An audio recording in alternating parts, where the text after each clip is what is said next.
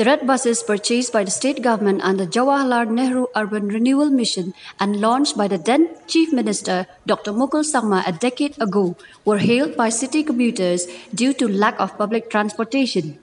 It was a nightmare then for them, as they would have to wait for hours to get into the local taxis. The local taxis were unable to cope with the situation due to heavy traffic congestion caused by loaded trucks passing through the state capital of Shillong. The red buses, due to wear and tear coupled with poor maintenance, were condemned, giving reasons that they were beyond repair.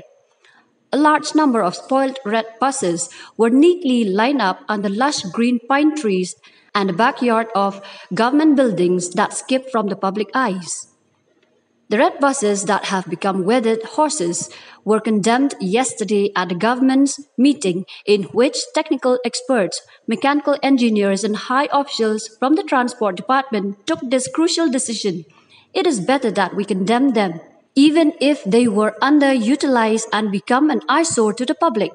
Said the officials, the fate of these red buses were mostly the small ones.